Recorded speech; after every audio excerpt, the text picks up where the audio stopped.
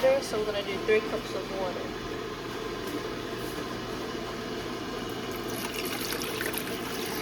I'll put the recipe on screen if you just want to make it by yourself. So we get 7 tablespoons of butter.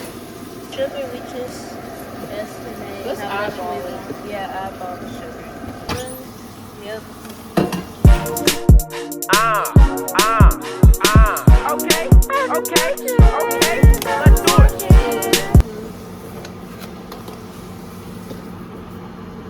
Great. And a piece.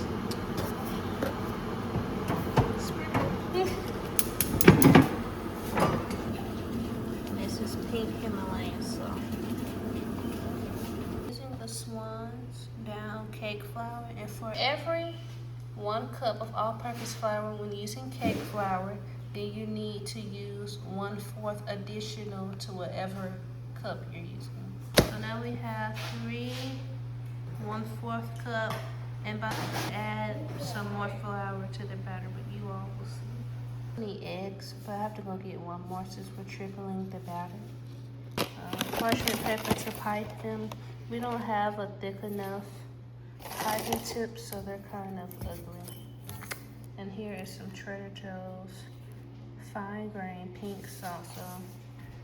We just used it because the ingredients says so, but a black person, I don't think we need the salt.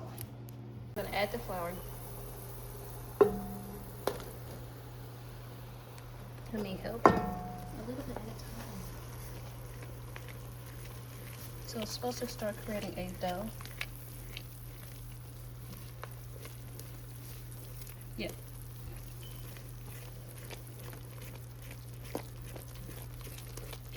Bad distinctive smell. Yeah, it doesn't smell that great, but it's okay. Yeah.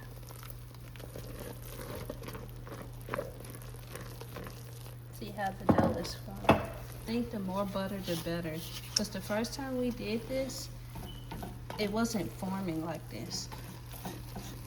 But it's time to add the rest of the flour.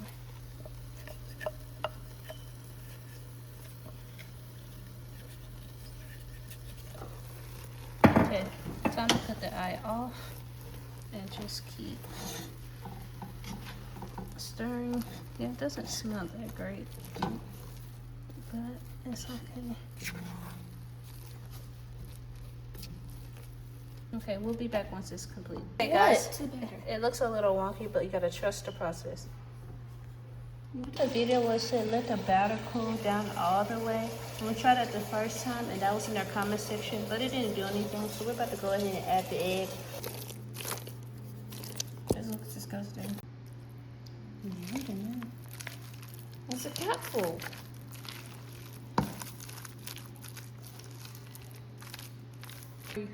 My sister's pink utensils that I got her for Christmas when she wanted to bake. 2023. So that's why I'm using pink utensils. But you know I gotta get the purple ones. Oh gosh. Imagine I go to your house and all I see is purple. Purple Palace. So as you can see, once you start doing it and your arm is tired, like you just went to a high school class, then that's how you know that it's forming. I think we do need a little bit more flour, but as you can see, the more you fold it and mold it, it starts, Mold it? Yeah, it starts sticking together like Play-Doh.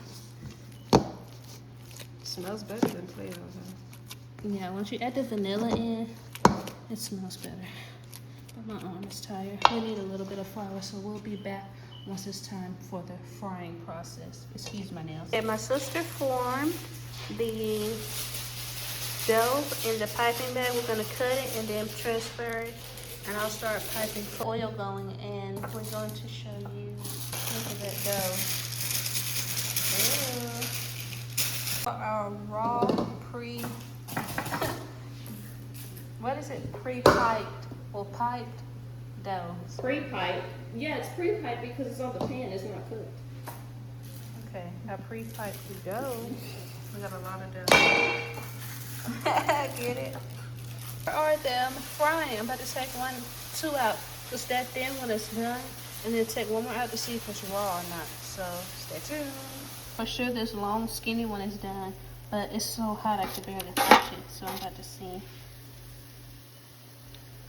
Oh, excuse me. That's so hot. It looks like it could cook a little more. You can't even see because I keep dropping it. Cut the inside. Cut the inside open. Here it is. This is how it's supposed to look on the inside. First set of churros with the cinnamon and sugar. Batch. Let's make churros. Here's the final video of them. I guess I should break it in half so you can see the inside.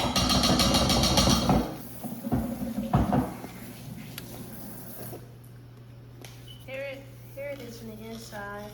It kind of reminds you of a donut. I call it like a donut fry. Really good treat. Y'all have a great life and enjoy a sweet treat.